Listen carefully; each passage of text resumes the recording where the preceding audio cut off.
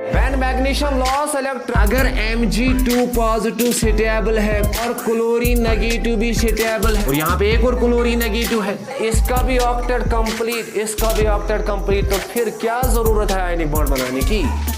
So today we will discuss the first property of D block element. That property is atomic and ionic radius.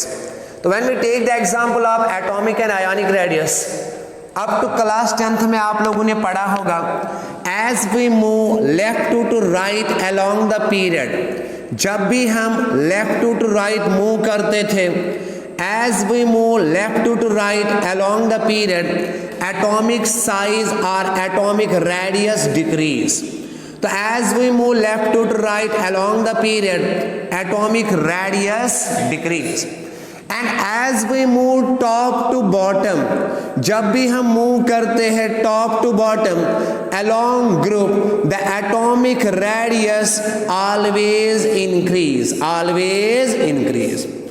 It was been found that as we move left to right along the period, atomic radius decrease, and as we move top to bottom, atomic radius increase. अब सवाल है sir ये atomic radius decrease क्यों हो रहा था और atomic radius increase क्यों होता है, इसको एक्सप्लेन करने के लिए today in this lecture we will discuss two important concept. एक कंसेप्ट का नाम पड़ा है शील्डिंग इफेक्ट और screening effect, and number second is effective nuclear charge. तो first of all we will discuss what is shielding effect. Sir shielding effect है क्या? तो शील्डिंग इफेक्ट को एक्सप्लेन करने के लिए we will just take the example of two elements. यहां पे हम दो एलिमेंट्स की बात करते हैं। पहला एलिमेंट यहां पे मैंने लिया है सोडियम और दूसरा एलिमेंट यहां पे मैं लेता हूं, number second element is magnesium, and number third element में यहां पे बात करता हूं स्कैंडियम, जो डी ब्लॉक एलिमेंट है। अब हम चेक करते हैं सर ये शील्डिंग इफेक्ट हम किसको बोलते हैं और स्क्रीनिंग इफेक्ट का नाम क्या है। जब हम सोडियम की बात करते हैं तो sodium atomic number 11, electronic configuration is 1s2 2s2 and 2p6 and last में क्या है 3s1। अब मैग्नीशियम की हमने बात की तो मैग्नीशियम आप जानते हो 12 एटॉमिक नंबर है, तो 1s2 2s2 2p6 and 3s2। इसके बाद है स्कैंडियम। स्कैंडियम की जब हम बात करते हैं तो एटॉमिक नंबर इज 21, तो डायरेक्टली मैं लिख सकता हूं यहां पे है Ar, इसके बाद है 3d1 और इसके बाद है 4s2। अब तीनों का हाल देखते होता क्या है। यहां पे जो सोडियम है और यहां पे जो मैग्नीशियम है और यहां पे जो स्कैंडियम है, तीनों ही एलिमेंट है, लेकिन ये डी ब्लॉक एलिमेंट है और ये दोनों एस ब्लॉक एलिमेंट है। अब एलिमेंट के पास होते हैं two types of shells. Number first is inner shells and number second is outer most shell. अब यहां पे जो 1s2 है 2s2 है एंड 2p6, बताओ इनका नाम क्या पड़ा है? These are called as inner shells. इनका नाम पड़ा है इनर शेल्स। और जो इनर शेल्स में इलेक्ट्रॉन होते हैं, इन इलेक्ट्रॉन्स का नाम पड़ा है इनर मोस्ट इलेक्ट्रॉन्स। तो पता चला कि इनर इलेक्ट्रॉन वो होते हैं जो प्रेजेंट होते हैं इनर मोस्ट शेल में। इसके बाद जो लास्ट आप देख रहे हो 3s1, this 3s1 is called outer most shell और it is also called as valence shell. इसका नाम पड़ा है वैलेंस शेल और आउटर मोस्ट शेल। अब सवाल है सर यहां पे वैलेंस शेल भी है और जो इलेक्ट्रॉन वैलेंस शेल में होते हैं, सर हमने पढ़ा है बचपन में इन इलेक्ट्रॉन्स का नाम पड़ा है वैलेंस इलेक्ट्रॉन। अब सवाल है ये जो वैलेंस इलेक्ट्रॉन है, valence electron show two types of attraction. एक है हमारे पास force of attraction, two types of forces और ऑपरेट ऑन वैलेंस इलेक्ट्रॉन। पहला ये है कि force of attraction as well as force of repulsion. देखो अब हम पहले सोडियम की बात करते हैं। अब मान लो मैंने यहां पे सोडियम लिया है देखो सोडियम के सेंटर में आप जानते हो centre part of an atom is known as nucleus. तो centre part of an atom जो होता है इसको हम बोलते हैं न्यूक्लियस। अब यहां पे मैंने सोडियम लिया, ये है हमारे पास सोडियम, और सोडियम का जो सेंटर पार्ट है that centre part is called nucleus. इसके बाद मैंने पहले कहा दिस इज 1s2। तो 1s2 में कितने इलेक्ट्रॉन थे? 2 इलेक्ट्रॉन थे। और इसके बाद हमने देखा है 2s2। तो 2s2 में भी कितने इलेक्ट्रॉन थे? 2 इलेक्ट्रॉन। अब इसके बाद हमने कहा था 2p6। तो 2p6 में कितने इलेक्ट्रॉन है? 6 इलेक्ट्रॉन। अब इसके बाद हमने देखा यहां पे हमने देखा सर 3s। तो 1s2, 2s2, 2p6 and 3s1। ये था सोडियम का इलेक्ट्रॉनिक कॉन्फ़िगरेशन। अब बेचारे ये जो वैलेंस इलेक्ट्रॉन ये परेशान है, इन पे 2 फोर्सेस ऑफ ऑपरेट होते हैं। एक फोर्स ये कि ये जो इनर मोस्ट इलेक्ट्रॉन होते हैं और सेंटर में है क्या? जल्दी बताओ, सेंटर में है क्या? न्यूक्लियस। अब न्यूक्लियस की चार्ज क्या होते हैं? पॉजिटिव। और इलेक्ट्रॉन की चार्ज क्या होती है? ये पॉजिटिव बोलता है इस न्यूक्लियस को, ये पॉजिटिव बोलता है इस इलेक्ट्रॉन को, भाई साहब इधर आ जाओ। क्यों? क्योंकि आपके पास नेगेटिव चार्ज है और मेरे पास कौन सी चार्ज है? पॉजिटिव। हमने कहा कोई बात नहीं, opposite charges always attract each other. अब यहां पे न्यूक्लियस और वैलेंस इलेक्ट्रॉन के बीच में अट्रैक्शन हो रही है सर, लेकिन यहां पे दुश्मन बैठे हैं। दुश्मन किस शल में बैठे हैं? 2p में। 2p ने कहा भाई साहब कहां जा रहे हो? ये तो बोलते हैं हम तो न्यूक्लियस में जाना चाहते हैं, न्यूक्लियस हमारा इंतजार कर रहा है। कहना नहीं, वहां नहीं जाना है। क्यों? क्योंकि हमारे पास कौन सी चार्ज है? नेगेटिव। और आपके पास कौन सी चार्ज है? वो तो कहता है ठीक है। कहना आपके पास कौन सी चार्ज है? वो कहता है नेगेटिव। अब 2p इलेक्ट्रॉन बोलते हैं हमारे पास कौन सी चार्ज है? उन्होंने कहा नेगेटिव। अब उन्होंने उसको जवाब दिया, क्या आपने एक प्रिंसिपल नहीं पढ़ा? Like charges ripple each other and opposite charges attract each other. अब इसको तो पहले खुशी थी मैं न्यूक्लियस के अंदर जाने जा रहा हूं, न्यूक्लियस से अट्रैक्शन करने जा रहा हूं। अब जो खुशी थी उस पे पानी किसने फेरा? तो यहां पे 2p6 इलेक्ट्रॉन ने कहा नहीं यार, हम आपको रिपल्शन करते हैं। अब ये जो इनर मोस्ट इलेक्ट्रॉन है, ये इनर मोस्ट इलेक्ट्रॉन किनको रिपल्शन दिखाता है? आउटर मोस्ट इलेक्ट्रॉन को। यही रिपल्शन जो इनर मोस्ट इलेक्ट्रॉन प्रोड्यूस करते हैं on outer most electron, this repulsion is called as shielding effect और स्क्रीनिंग इफेक्ट। तो सबसे पहले हम एक डेफिनेशन लिखते हैं सर, व्हाट इज शील्डिंग और स्क्रीनिंग इफेक्ट? शील्डिंग और स्क्रीनिंग इफेक्ट है क्या? तो write down what is shielding और स्क्रीनिंग इफेक्ट। तो शील्डिंग और screening effect is simply defined as the repulsion produced by, shielding effect may be defined as repulsion produced by, जो repulsion produce करता है, repulsion produce by inner most electron, the repulsion produce by inner most electron on outer most electron. जो repulsion produce करती है inner most electron किस पे produce करते हैं? आउटर मोस्ट इलेक्ट्रॉन पे। इस इफेक्ट का नाम पड़ा है शील्डिंग इफेक्ट। अब जो शील्डिंग इफेक्ट है, shielding effect are shown by different subshell. एक हमारे पास S है, एक हमारे पास P है, और एक हमारे पास D है, और एक हमारे पास P है।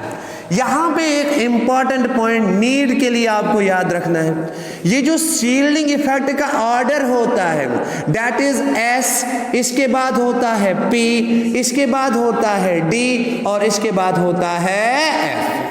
सबसे ज्यादा शील्ड कौन दिखाता है? सबसे ज्यादा शील्डिंग इफेक्ट कौन दिखाता है? S, इसके बाद P, और इसके बाद D, इसके बाद F। सबसे ज्यादा न्यूक्लियस के करीब कौन होता है? S। मैं आपको एक जनरल एग्जांपल बताता हूं। घर में टोटल है 4, there are 4 sons in family. Total 4 भाई है एक घर में, और 4 भाई में से 2 भाई घर में रहते हैं और 2 भाई आउटसाइड द घर इन हॉस्टल में रहते हैं। अब बंदा है सेंटर में present, that is called nucleus, family समझो। अब जरा मुझे बताओ, जो न्यूक्लियस के बाहर है इनके बीच में अट्रैक्शन कम है या ज्यादा? कम। और जो न्यूक्लियस के नजदीक है, जो घर में ही रहते, अट्रैक्शन कम है या ज्यादा? ज्यादा। अब ये S भी आया, P भी आया, कहा क्या बात है? कहा हमने घर में एक काम स्टार्ट किया है। हमने कहा कौन सा काम स्टार्ट किया?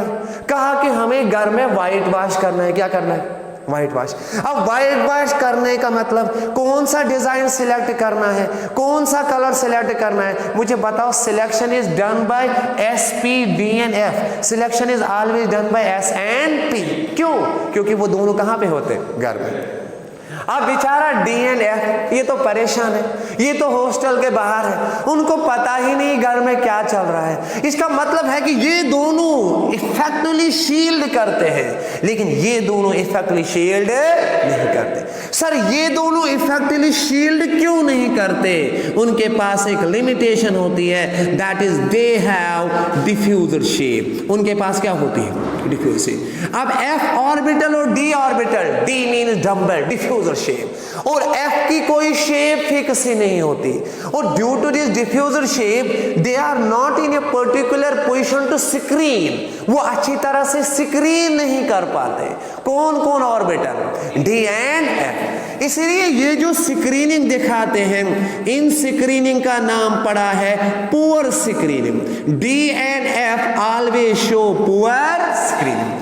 लेकिन ये जो P and S है, this P and S always show effective screening. तो D and F, S and P show effective screening effect, लेकिन जो D and F है दे शो पुअर स्क्रीनिंग इफेक्ट। अब देखो, as the value of screening effect increase, the repulsion increase। अब मुझे बताओ, repulsion increase से size decrease होगा या increase? Increase।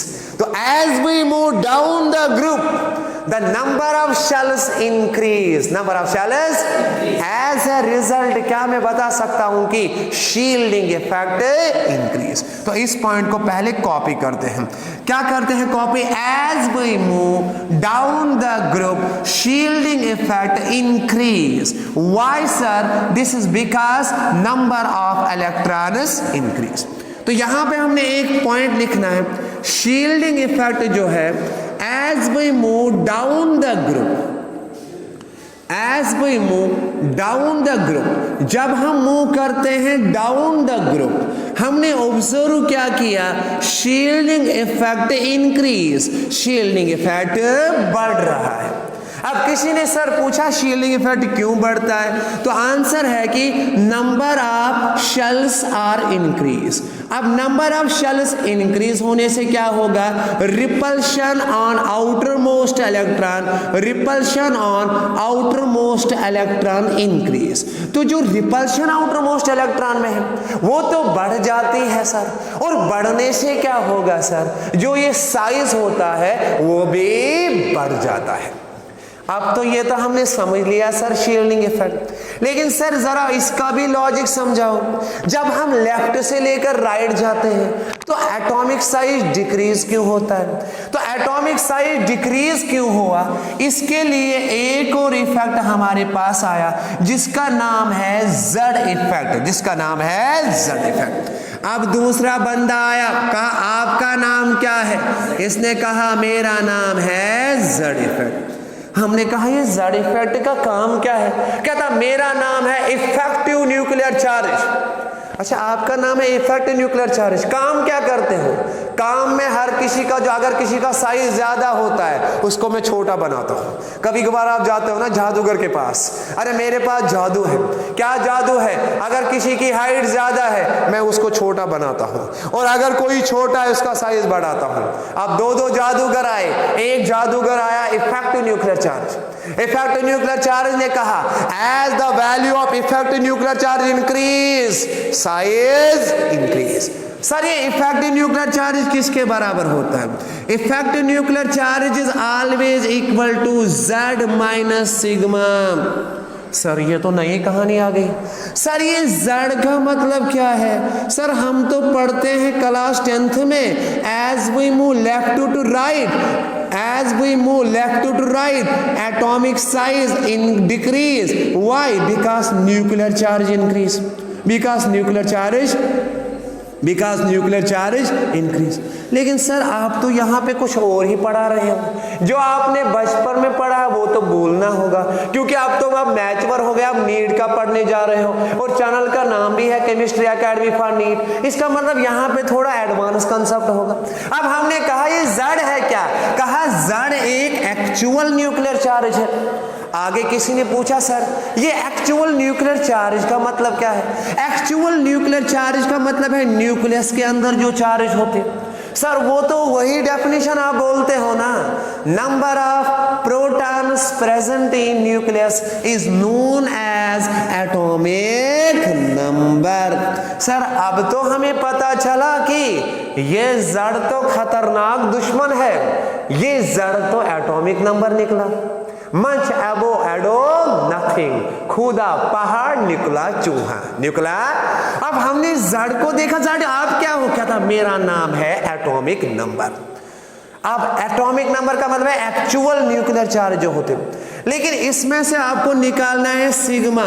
सिग्मा का नाम पड़ा है स्क्रीनिंग और शील्डिंग कांस्टेंट, स्क्रीनिंग और शील्डिंग कांस्टेंट। अभी जब हमने देखा, देखो Z इफेक्ट का मतलब है कि actual force produce by nucleus, लिख सकते हो।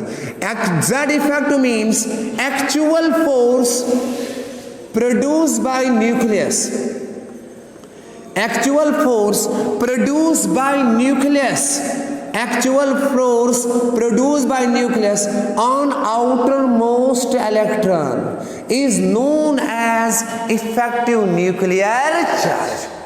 तो अगर हमने माइनस को यहां बाहर निकाला, देखो माइनस को कंसिडर नहीं किया, माइनस सिग्मा को कंसिडर नहीं किया, इसका मतलब शील्डिंग इफेक्ट का वैल्यू क्या है? 0 के बराबर। लेकिन शील्डिंग इफेक्ट भी होता है, जरा मुझे बताओ, कोई अभी हमने कहा SPDNF, ठीक है कि SPDNF, DNF outside the hostel होते, मैं भी मानता हूं। क्या इसका मतलब ये है कि न्यूक्लियस और इसके बीच में अट्रैक्शन नहीं होती?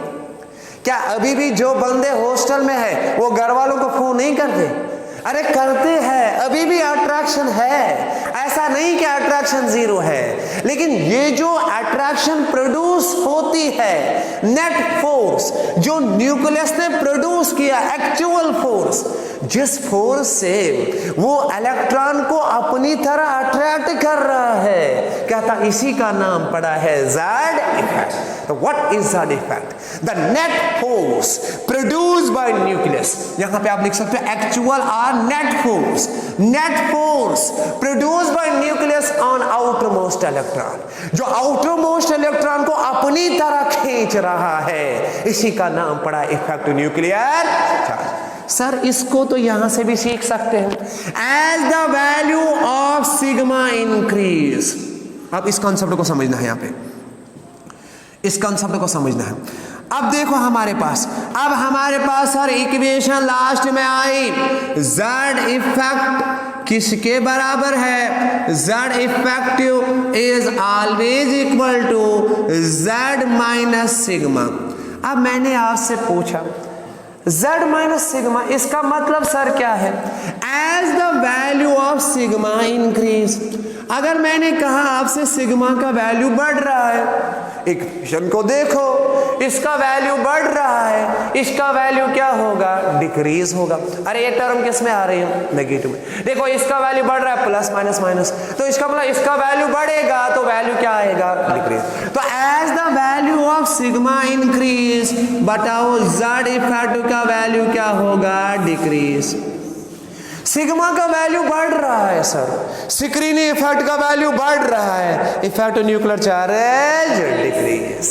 घर में जब 2-3 बंदे आते हैं ना, जब शादी होती है, पहले बहुत ज्यादा अट्रैक्शन होती है बिटवीन सन एंड फादर और बिटवीन सन एंड मदर, लेकिन जो ही वहां पे दूसरा बंदा आता है, आप लोगों ने देखा वहां पे फिर रिपल्शन स्टार्ट होती है, वहां फिर रिपल्शन स्टार्ट होती है, क्योंकि स्क्रीनिंग इफेक्ट का वैल्यू बढ़ जा रहा है। अरे घर में पढ़ा ना।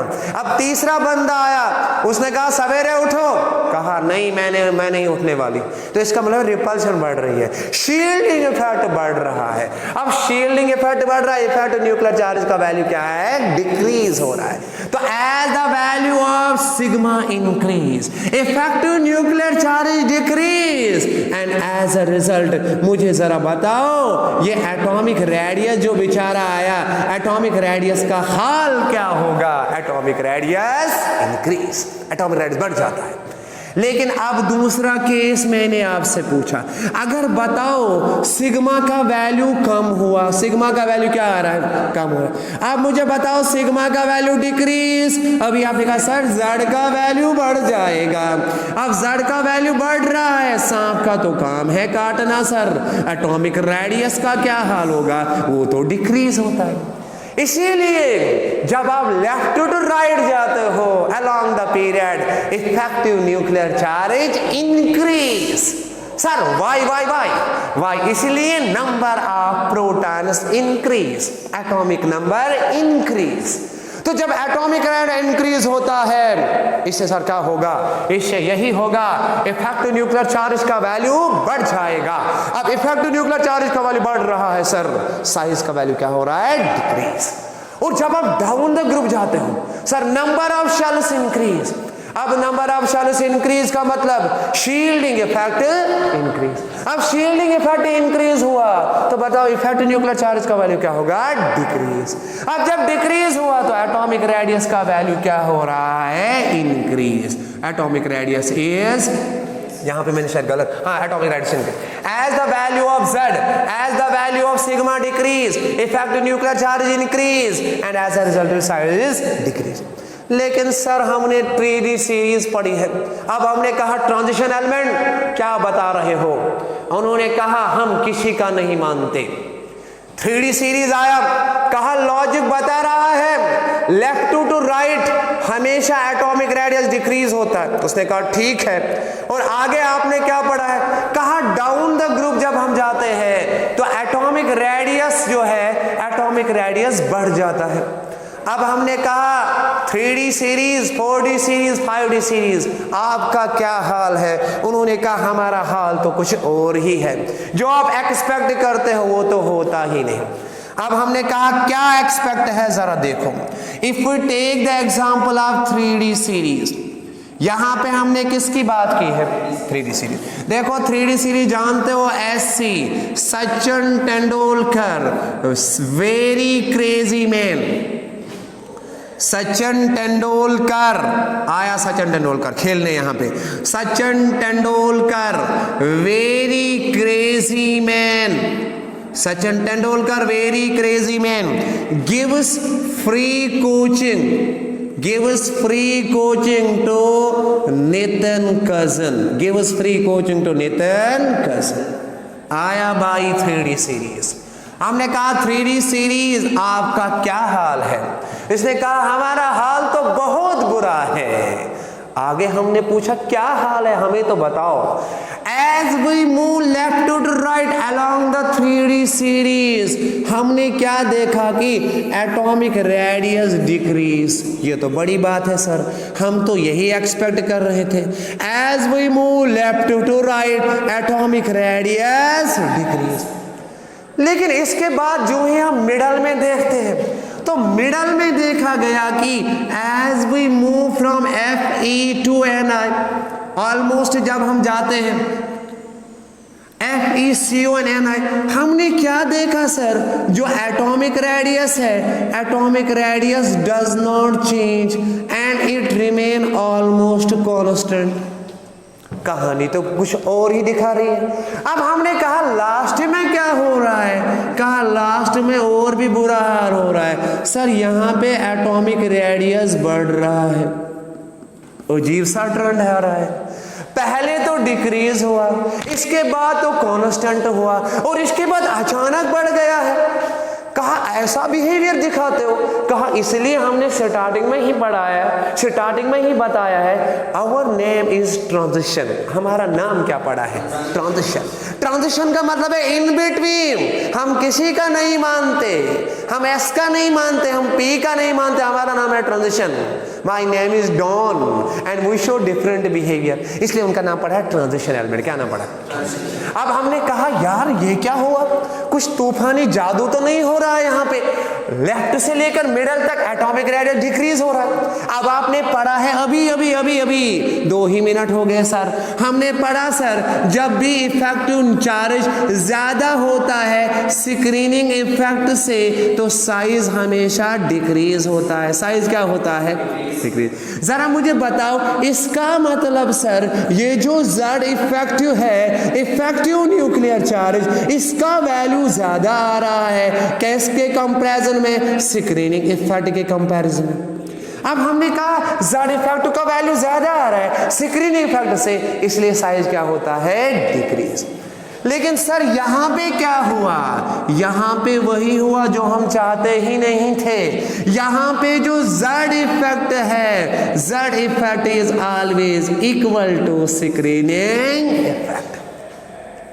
जितना स्क्रीनिंग इफेक्ट इतना ही Z इफेक्ट। अब दोनों के बीच में क्या हो जाता है? बैलेंस। और जब बैलेंस हुआ तो साइज क्या रहता है? कांस्टेंट। अब हमने लास्ट में देखा तो लास्ट में अजीब सा ट्रेंड हो रहा है, स्क्रीनिंग इफेक्ट का वैल्यू बढ़ रहा है, screening effect is increase as compare to Z effect. यही वजह है साइज बढ़ जाता है। तो as we move left to right in D block series up to middle, atomic radius decrease then remains constant and at the end it increase। तो ये हमने एक अजीब सा ट्रेंड किसमें देखा? 3D series. हमने कहा चलो सर ये तो पीरियड है, पीरियड ने हमेशा हमें धोखा दिया है। सर पीरियड क्यों धोखा देता है? वो तो आप जानते हो बायो में, इसका कोई फिक्स डेट नहीं होता, कब होगा ये पीरियड या कब नहीं होता, कभी ज्यादा होता है कभी कम, कभी डेज वेरिएशन आ जाती है। In case of menstrual cycle में डेज वेरिएशन होते हैं, जब इसमें सर वेरिएशन तो यहाँ पे भी वेरिएशन। अब हम बंदे के पास गए, कहा 3D का तो ये सीरीज है, जरा हम देखना चाहते हैं। यहां तक समझ आया? पीरियड में सबसे पहले कांस्टेंट ऑलमोस्ट इन डिक्रीज हुआ, इसके बाद कांस्टेंट हुआ, इसके बाद बढ़ रहा। अब हमने देखा कि सर नीचे क्या हो रहा है, कहा नीचे तो और भी बुरी हालत है। अब हमने यहाँ पे 3D देखा, इसके बाद देखा 4D और इसके बाद देखा है 5D। अब देखो होता क्या है, as we move from 3D to 4D, जो ही हम मूव करते हैं down the group from 3D to 4D, देखा गया कि एटॉमिक रेडियस इंक्रीज। जो एटॉमिक रेडियस है, एटॉमिक रेडियस बढ़ रहा है। हमने कहा ठीक बात है, हम भी चाहते थे यही, लेकिन अचानक से सर प्रॉब्लम क्या हुई? अचानक से जो ही हम 4D से 5D मूव करते हैं, size does not, atomic radius जो है, atomic radius decrease, atomic radius decrease और atomic radius almost remains constant, बहुत कम डिक्रीज होता है। तो जो ही हमने 3D से 4D देखा एटॉमिक रेडियस बढ़ रहा है, लेकिन 4D से 5D देखा तो एटॉमिक रेडियस कांस्टेंट हो रहा है। अब तो फंस गए ना मुसीबत में। लेकिन सर MTR मुझे तो रटो। MTR बोलता है कि ग्रुप नंबर 3 को छोड़ के स्कूटर यम्मा लाओ, एक स्कूटर यम्मा लाओ। इसने कहा नहीं मुझे तो एक स्कूटर लाना है। अब हमने कहा आपको स्कूटर लाना है तो क्या करना? कहता नहीं मुझे डी ब्लॉक की प्रॉपर्टी को नहीं, क्योंकि अगर मैंने डी ब्लॉक की प्रॉपर्टी को दिखाया तो याद रखो मैं स्कूटर नहीं ला सकता हूं। हमने कहा कोई बात नहीं, दिखाओ अलग प्रॉपर्टी, एक्सेप्ट। अब एक्सेप्शन आया तो एंट्रेंस का मतलब है एंट्रेंस के अंदर वेटेज बढ़ जाती है। एक बात हमेशा याद रखो, जो भी NCERT पे ग्राफ है और जो भी एनसीईआरटी पे एक्सेप्शन है इन चीजों को कॉपी पेस्ट करना, क्योंकि मैक्सिमम टाइम कॉम्पिटिटिव एग्जाम में यही पूछा जाता है।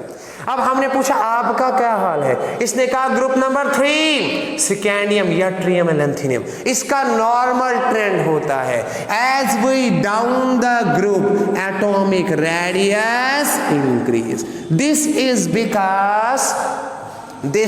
Because shielding effect increase.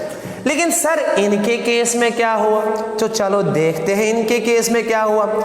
हमारे पास आया 3D सीरीज, इसके बाद आया है 4D सीरीज, यहाँ पे 3D, यहाँ पे 4D, यहाँ पे 5D। अब इसने कहा 3D, क्या बात है, कहा Sachin Tendulkar very crazy man. हमने कहा ये तो हम जानते हैं, या आप ऐसे भी बोल सकते हो science teacher very cruel man.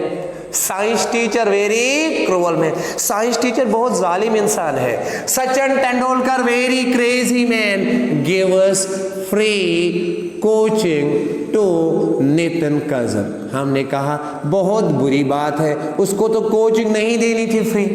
अब इसके बाद दूसरा आया 4D, कहा कोई बात नहीं मैं आपके साथ हूं। हमने कहा क्या हमारे साथ हो, कहा यारी जरा निभाना। क्या कहा, यारी जरा निभाना मोह तक। हमने कहा क्या बात है, यारी जरा निभाना मोह तक। 4D सीरीज आया, कहा यारी जरा निभाना मोह तक।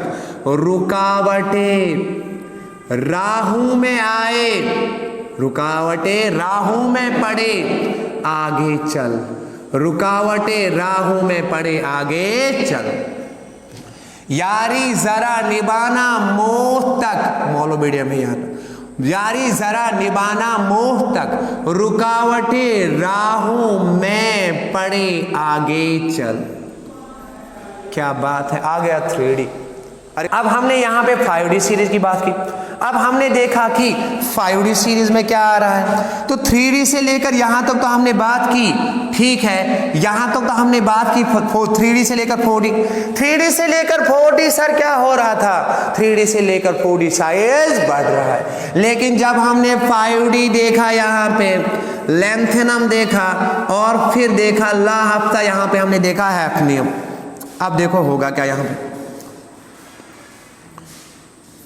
अब जो ही हमने देखा sir left to right size तो डिक्रीज हो रहा है, लेकिन जो ही हम down the group, as we move down the group, size जो है size increase then remains constant. Why, this is because lanthanum से लेकर हैफनियम तक कुछ एलिमेंट आते हैं जिनका नाम पड़ा है लैंथेनॉइड्स। क्या नाम पड़ा है, लैंथेनॉइड्स। और जितने भी बाकी एलिमेंट होते हैं इनमें क्या देखा गया सर, इनमें filling of 4f subshell takes place. क्या होता है, 4f सबशेल टेक्स प्लेस।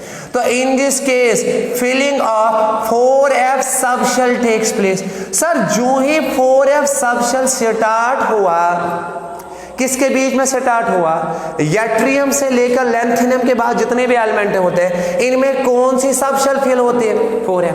तो उनमें सर पहले 4f सबशेल होती है, लैंथेनियम में 4f में 0 होता है, इसका एटॉमिक नंबर होता है 71। तो इसका मतलब देखा सर इसके अंदर 14 इलेक्ट्रॉन आ रहे हैं। फिर इसके बाद सर ये 4D है, और इसके बाद कितने इलेक्ट्रॉन आते हैं, देखो ये तो 3D है, ये 4D है, ये 5D है। इसके बाद सर यहाँ पे 5D में इलेक्ट्रॉन आते हैं, और इसके बाद सर यहाँ पे 4s में इलेक्ट्रॉन आते हैं। आ रही गाड़ी में पॉइंट और नॉट, गाड़ी में पॉइंट और नॉट। अब हमने देखा 4f14 भी आ रहा है, और इसके बाद आ रहा है d इलेक्ट्रॉन, और इसके बाद आता है s इलेक्ट्रॉन। अब ये जो 4f इलेक्ट्रॉन है इनमें हमने देखा एक प्रॉपर्टी होती है जिस प्रॉपर्टी का नाम पड़ा है पुअर स्क्रीनिंग। जिस इफेक्ट का नाम क्या पड़ा है, poor screening. And due to poor screening, मुझे जरा बताओ, न्यूक्लियस और आउटर मोस्ट इलेक्ट्रॉन के बीच में अट्रैक्शन क्या होती है, इंक्रीज, जिसकी वजह से जो साइज है size is decrease, size is decrease. तो जब हम यहां से लेकर यहां तक जाते हैं 160 पिकोमीटर इसका आ रहा है सर, इसका आ रहा है 159 पिकोमीटर। इसका मतलब इसका और इसका साइज ऑलमोस्ट कांस्टेंट क्यों हो रहा है? ड्यू टू फिलिंग ऑफ, मैं फिर से रिपीट करता हूं, due to filling of 4f subshell takes place, the attraction between the nucleus and outermost electron increase, due to which size decrease. This effect is known as lengthenoid contraction। इसी का नाम क्या पड़ा है? lengthenoid contraction। तो because of lengthenoid contraction, the size between the 4f and 5f are almost remains constant.